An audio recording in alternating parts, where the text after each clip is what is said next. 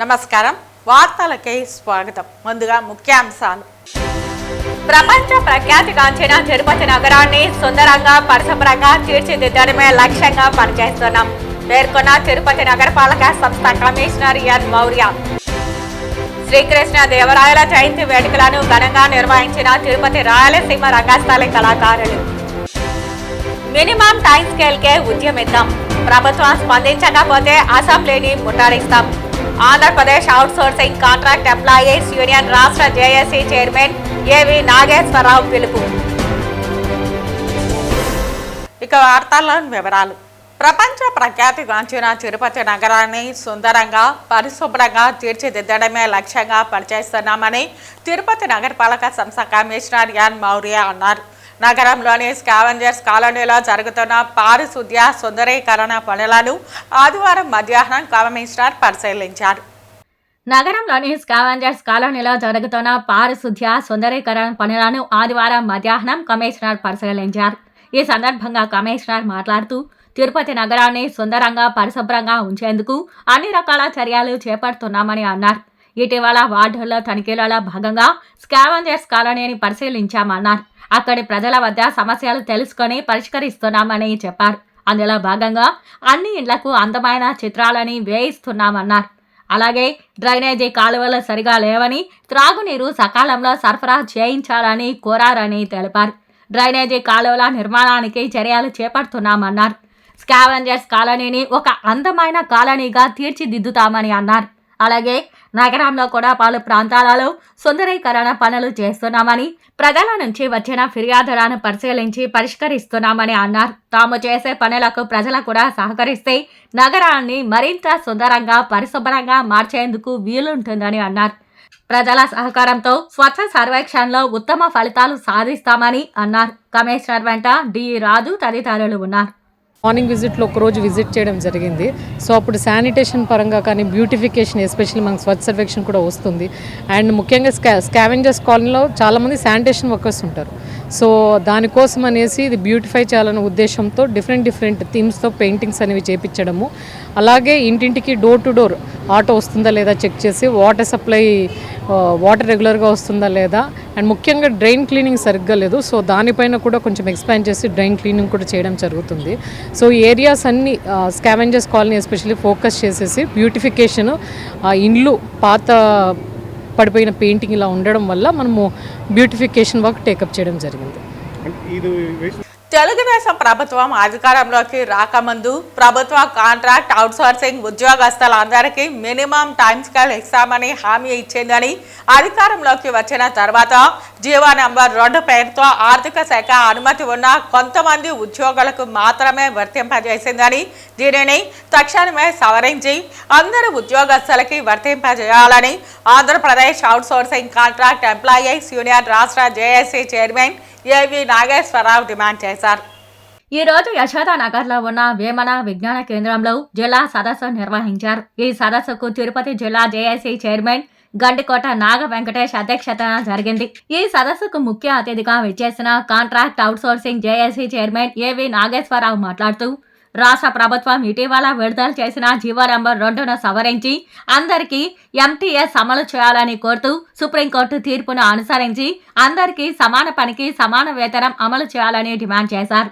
ప్రభుత్వం ఉద్యోగుల పట్ల కక్షపూరితమైనటువంటి వైఖరి విడనాడాలని ప్రభుత్వానికి హెచ్చరిక చేశారు. గత 15 సంవత్సరాల నుంచి వేతనం పెంపుదలలో ఎలాంటి మార్పు లేదన్నారు.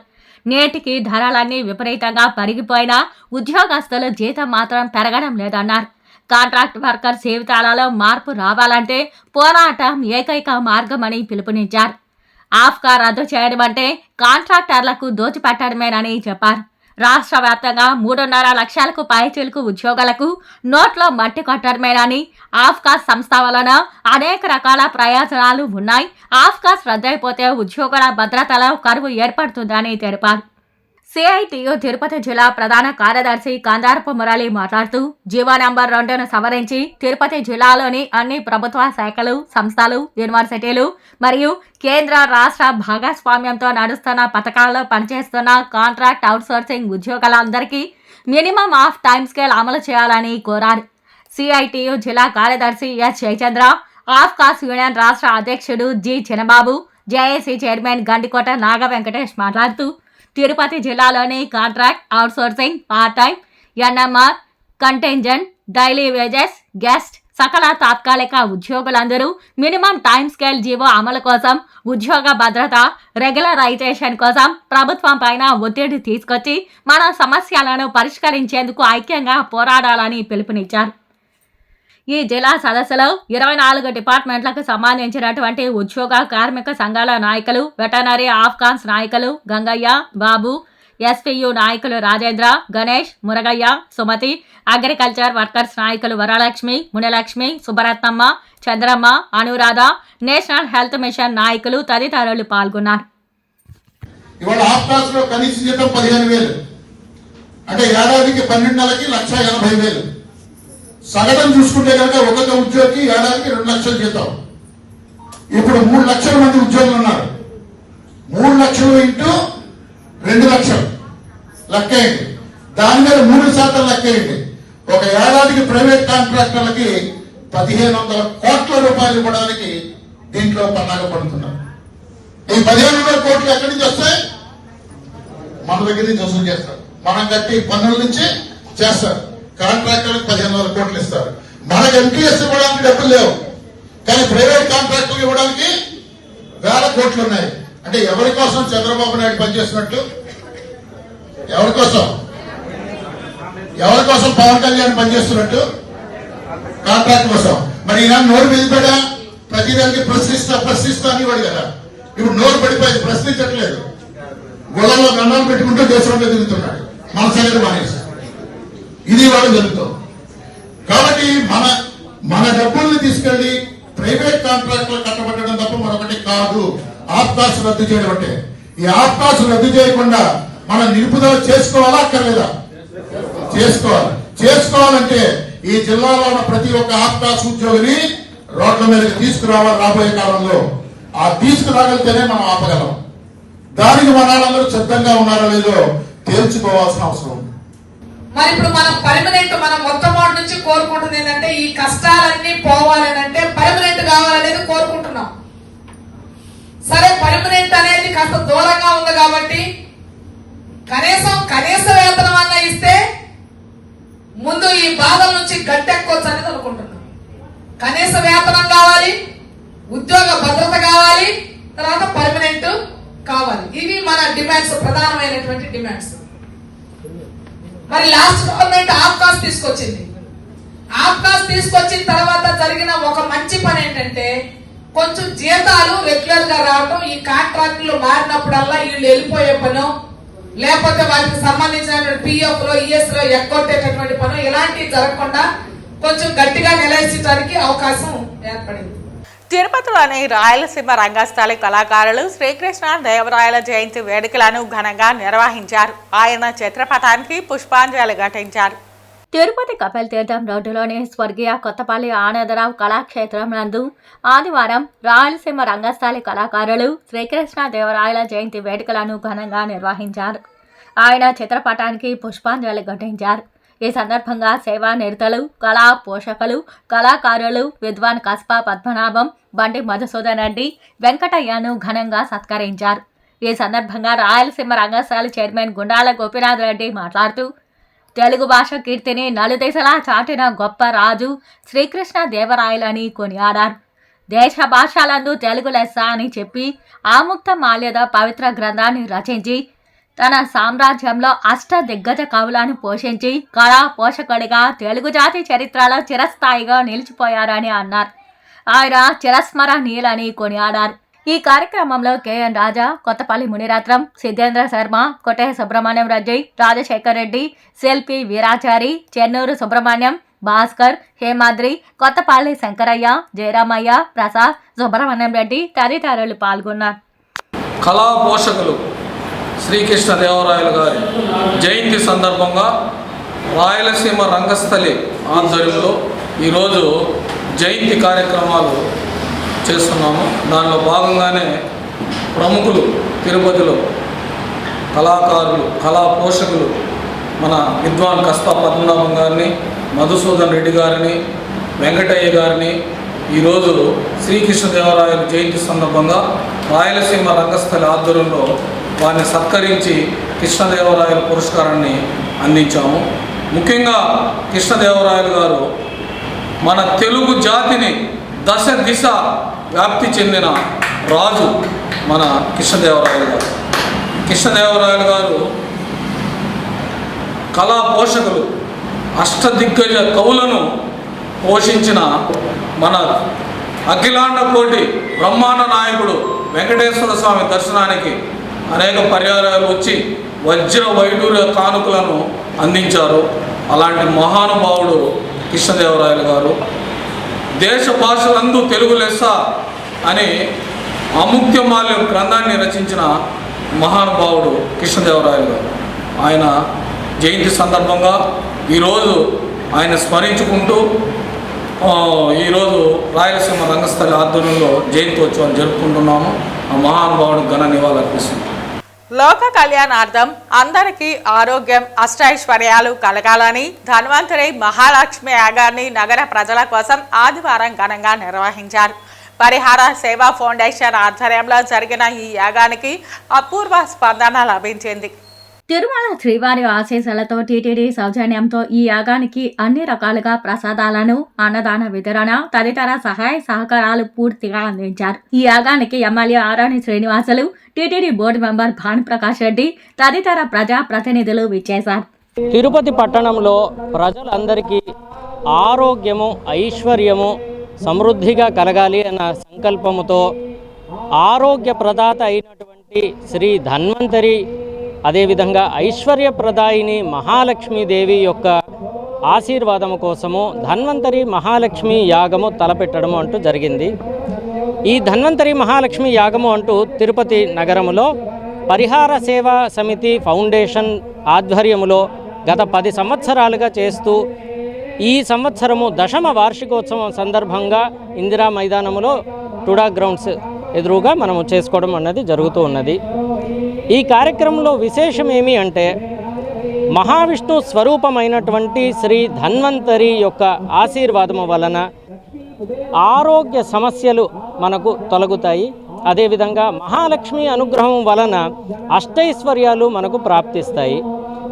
ఈ అష్టైశ్వర్యాలు మనం అనుభవించాలి అన్నా కానీ ఆరోగ్య ప్రదాత అయిన ధన్వంతరి యొక్క అనుగ్రహము ఎంతైనా అవసరము. ఈ కార్యక్రమము 10 సంవత్సరాలుగా మేము చేస్తూ ఉన్నటువంటిది. దీంట్లో ముఖ్యంగా మేము చెప్పదలుచుకున్నది తిరుమల తిరుపతి దేవస్థానములు వారి సహాయ సహకారములు మాకు ఎంతగానో లభిస్తూ ఉన్నాయి. వారికి మేము కృతజ్ఞతలు చెప్పుకుంటున్నాము. వారికి శ్రీమన్నారాయణుడు స్వరూపమైనటువంటి వెంకటేశ్వర స్వామికి కోటి కోటి ప్రణామములు. ఈ ధన్వంతరి మహాలక్ష్మి యాగము అన్నటువంటిది ప్రతి సంవత్సరము ఇదే విధంగా ప్రజలందరికీ లోక కళ్యాణార్థము చేస్తున్నాము. కాబట్టి ప్రజలందరూ అధిక సంఖ్యలో పాల్గొని భగవంతుని ఆశీర్వాదము, ధన్వంతరి మహాలక్ష్మి యొక్క అనుగ్రహము పొందాలి అని మేము మరీ వేడుకుంటున్నాము. ఈ కార్యక్రమము సంపూర్ణంగా ఉచితము. ఎటువంటి ప్రవేశము రుసుము కానీ ఎటువంటి పైకమును చెల్లించాల్సిన అవసరం లేదు. లోక కళ్యాణార్థమే ఈ కార్యక్రమం చేస్తున్నాము. అందరూ పాల్గొనవచ్చు, అందరూ ఆహ్వానితులే. ప్రతి ఒక్కరూ మహాలక్ష్మి మరియు ధన్వంతరి యొక్క ఆశీర్వాదము చేత అందరూ తరించాలి అని మేము కోరుకుంటూ ఉన్నాము. ఓం నమో వెంకటేశాయ. తిరుపతి జిల్లా చంద్రగిరిలో జల్లికట్టును ఘనంగా నిర్వహించారు. పార్టీలకు అతీతంగా టీడీపీ, జనసేన, వైసీపీ పార్టీల పలకలను ఏర్పాటు చేయగా ఈసారి ప్రత్యేకంగా జూనియర్ ఎన్టీఆర్ అభిమానులు తయారు చేయించిన జూనియర్ ఎన్టీఆర్ నిలువెత్తు ప్రతిభ ఊరేగింపులో ప్రత్యేక ఆకర్షణగా నిలిచింది. పార్టీలకు అతీతంగా టీడీపీ, జనసేన, వైసీపీ పార్టీల పలకలను ఏర్పాటు చేయగా ఈసారి ప్రత్యేకంగా జూనియర్ ఎన్టీఆర్ అభిమానులు తయారు చేయించిన జూనియర్ ఎన్టీఆర్ నిలువెత్తు ప్రతిమ ఊరేగింపులో ప్రత్యేక ఆకర్షణగా నిలిచింది. డప్పల వాయిద్యాలు, బాణాసంచా పేలుస్తూ ఆనందంగా అలంకరించిన పశువులను ఊరేగింపుగా తీసుకొచ్చారు. చంద్రగిరిలో జరిగే పశువుల పండుగకు సినీ నటుడు మంచు మనోజ్ ముఖ్య అతిథిగా విచ్చేశారు. అనంతరం ఆయన మీడియాతో మాట్లాడుతూ చంద్రగిరిలో జరిగే జల్లికట్టులో పాల్గొనడం సంతోషంగా ఉందన్నారు. జల్లికట్టును బ్రిటిష్ కాలం నుంచి నిర్వహిస్తున్నారని, చంద్రగిరి నియోజకవర్గంలో గత 20 సంవత్సరాలుగా జల్లికట్టు నిర్వహిస్తున్నారని తెలిపారు. జల్లికట్టును కులాలకు పార్టీలకు అతీతంగా జరుపుకోవడం ఆనందంగా ఉందని, ఉత్సాహంగా పాల్గొనే యువకులు ఎటువంటి సంఘటనలు జరగకుండా జరుపుకోవాలని సూచించారు. అలాగే శాంతి భద్రతలకు విఘాతం కలిగించకుండా పోలీసులకు సహకరించాలని విజ్ఞప్తి చేశారు. పశువుల పండుగ జల్లికట్టు అంటారు. ఇది దాదాపు కొన్ని ఎన్నో సంవత్సరాలుగా జరిగే ఒక ట్రెడిషన్. ఇక్కడ ముందుగా బ్రిటిష్ కాలనీ జరుగుతుంది అంటారు. అండ్ ఫస్ట్ మన రంగంపేటలోనూ ఇంకో ఊర్లో జరిగేది. 20 సంవత్సరాల క్రితం నుంచి మన చంద్రగిరిలో జరుగుతుంది. అండ్ తమిళనాడులో జరిగేది చాలా డేంజర్గా ఉంటుంది. కాకపోతే ఇక్కడ జరిగేది అంత డేంజర్గా కాదు, కొంచెం సాఫ్ట్వేర్ వర్షను. అండ్ మ్యాక్సిమం పశువులకి దెబ్బలు తగలకుండా ఇది వచ్చేసి పశువుల్ని సెలబ్రేట్ చేసుకునేది, వాటిని ఫార్మర్స్కి వీటిని ఎంత ఇంపార్టెన్స్ ఆఫ్ ద ఫార్మింగ్, క్యాటిల్ని కాపాడుకునే ఒక గుర్తింపు తెచ్చే పండుగ అనమాట. అండ్ అది మన చంద్రగిరిలో జరగడం చాలా హ్యాపీగా ఉంది. చంద్రగిరి మామూలుగా అందరికీ చంద్రగిరి గురించి చంద్రగిరి కోట అనుకుంటారు, కానీ చంద్రగిరి అప్పటి నుంచో ఇన్నోవేషన్కి అండ్ కొత్తదనానికి వెల్కమ్ చేసేదే చంద్రగిరి కోట ఒక రిజెంబ్లెన్స్. అప్పుడు ద్రవిడన్ను తర్వాత మన విజయనగరం సామ్రాజ్యం ఉన్నప్పుడు వాళ్ళిద్దరు కలిసి కట్టిన కోట అనమాట. అప్పట్లోనే ఇన్నోవేషను, పార్ట్నర్షిప్ ఇవన్నీ చేసేవాళ్ళు. ఒక మంచి టెక్నాలజీ తీసుకురావడం, ఒక బిల్డ్ చేసేదానికి కోట. అందుకే ఈ రోజుకి అంత ఫేమస్. అండ్ చంద్రగిరి కోట ఎంత గొప్పదో ఇక్కడ ఉన్న ప్రజలు కూడా అంతే గొప్ప వాళ్ళు, ఇంకా మంచి వాళ్ళు. అండ్ ప్రతి సంవత్సరం ఇది జరుగుతుంటుంది. అండ్ ఈసారి కూడా చంద్రబాబు నాయుడు గారు సంక్రాంతికి వచ్చినప్పుడు ఇక్కడున్న స్కూల్స్ కానీ మొత్తం చేశారు. స్కూల్స్కి స్పోర్ట్స్ అన్నీ పెట్టారు బాగా. అలాగే ఆడవాళ్ళకందరికీ ఇక్కడ ఈ ఆటోస్ చేశారు. అంతకుముందు చాలా కష్టపడేటోళ్ళు వాళ్ళు. ఇప్పుడు దాదాపు ఒక ఆటోస్కి వల్లే ఒక మహిళ దాదాపు 12 నుంచి 15,000 రూపాయలు ఒక డీజిల్ పెట్రోల్లో కాపాడుకుంటున్నారు వాళ్ళు. అండ్ ఇలాంటివి అభివృద్ధులు ఎన్నో జరుగుతున్నాయి. అండ్ ఇక్కడ కూడా చాలా ఫ్యాక్టరీస్, చాలా ఇన్నోవేషన్ రాబోతుంది చంద్రగిరి చుట్టుపక్కల. అండ్ చంద్రగిరిలో ఉన్నంత యూత్ చాలా యూత్ ఉన్నారు. చుట్టుపక్కల అంత యూత్ లేదు. ఈరోజు బయటికి వెళ్ళి పనిచేసే వాళ్ళే కాకుండా చంద్రగిరి వదలకుండా ఈ చుట్టుపక్కల ప్రాంతాల్లో ఇంకా యూత్ ఇక్కడే పనిచేసుకుంటున్నారు. వాళ్ళకి మంచి ఫెసిలిటీసు అన్నీ త్వరలోనే వస్తున్నాయి. అండ్ ఈ ప్రాంతం ఇంకా గొప్ప అభివృద్ధి చెందుతుందని గట్టి నమ్మకంగా ఉంది. అండ్ పండగకి ప్రతి ఒక్కరికి శుభాకాంక్షలు. తిరుమల శ్రీవారిని అగ్ర నటుడు రజనీకాంత్ కుమార్తె దర్శకురాలు ఐశ్వర్య రజనీకాంత్ దర్శించుకున్నారు. ఆదివారం విఐపి ప్రారంభ విరామ దర్శన సమయంలో ఆమె కుమారుడితో కలిసి స్వామివారి సేవలో పాల్గొన్నారు. టీటీడీ అధికారులు ఆమెకు స్వాగతం పలికి దర్శన ఏర్పాట్లు చేశారు. దర్శన అనంతరం ఐశ్వర్యకు రంగనాయకుల మండపంలో వేద పండితులు ఆశీర్వచనం చేసి స్వామివారి తీర్థ ప్రసాదాలను అందజేశారు.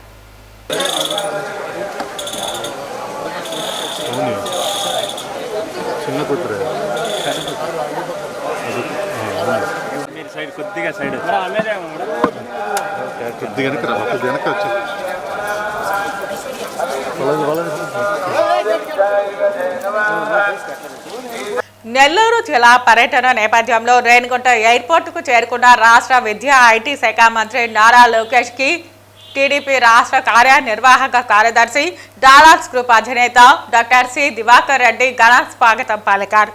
అనంతరం మంత్రి లోకేష్ తో ఆయన ప్రత్యేకంగా నియోజకవర్గంలో పార్టీ అభివృద్ధి, కార్యకర్తల సంక్షేమం, స్థానిక సమస్యలపై చర్చించారు. డాలర్స్ దివాకర్ రెడ్డితో పాటు స్థానిక నేతలు, ఎమ్మెల్యేలు, పార్టీ నాయకులు, జిల్లా అధికారులు మంత్రి లోకేష్ ను కలిసిన వారిలో ఉన్నారు. వార్తలు ముగించే ముందు ముఖ్యాంశాలు మరోసారి.